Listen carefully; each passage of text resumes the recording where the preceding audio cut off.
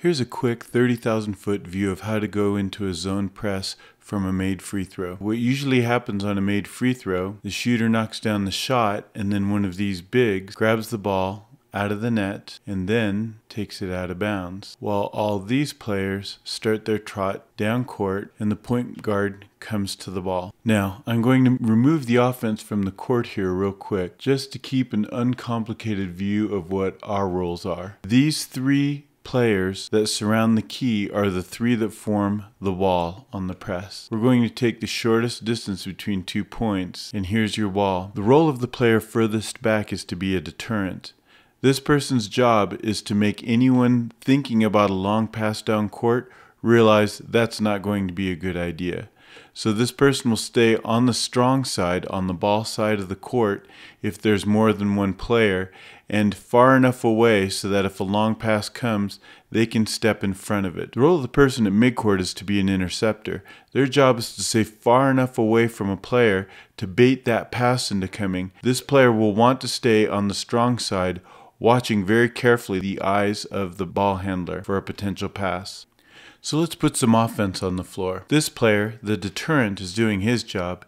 He's close enough to this player to discourage that long pass. The interceptor here is close enough to this dangerous pass to deter it, and yet also close enough so that if they try to break the press with a pass to the midcourt, the interceptor has a chance to step in front and intercept. These three players initially form a wall. We're conceding the inbounds pass. What we're doing with these three players is saying get the ball in, but not behind us. So with this pass, this player then, arriving first, has the concern of not letting the ball move down court more, forcing the ball handler to either hang on to this ball or to have lateral movement without going down court.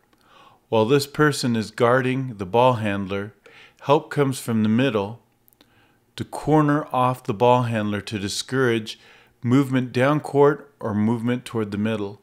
This second arriving player should stand so close to his teammate that his foot is behind the ankle of this defender here. This way the ball handler cannot split them.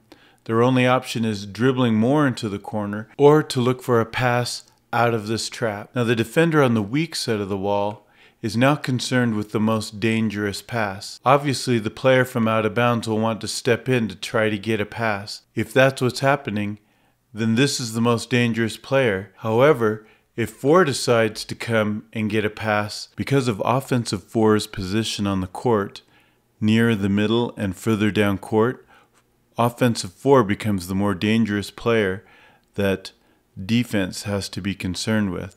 And so that's the pass that will be discouraged. Now once the offense starts moving the ball, either with a dribble or with a pass, the defenders need to understand that their roles may change. Just because you started off as a deterrent or an interceptor or a part of that front wall doesn't mean that's the role you're going to play this entire press. As the offense scrambles to break your press, you're going to find that these roles are going to be quite fluid. Sometimes players are going to have to jump out and give help, and then other players are going to have to backfill and take those roles that their teammates that were helping used to have. When a player in the backcourt has picked up his dribble, there's a decision for these two defenders to make.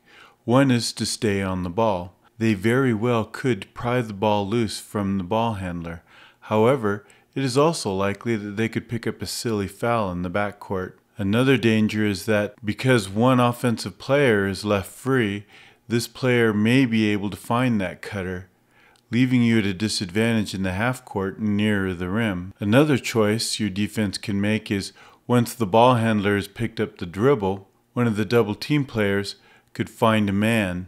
If you do opt to single cover the ball, when the ball handler has picked up the dribble, the person who's covering the ball should take angles that discourage passes that lead to crossing the half court. For example, defender 4 wouldn't necessarily want to get on this side of the ball to help with one in the back court rather than covering this side of the ball to help prevent this pass from coming across court. A third decision that you need to consider when the ball handler has picked up the dribble is not to send just one person to pick up a man, but to leave the ball handler unattended, perhaps double covering a person who is a threat to get the ball. This leaves the ball handler with basically three choices: call a timeout, throw a bad pass, or get a backcourt violation. If your full court press is successful in creating a turnover, it's easy to know what to do next.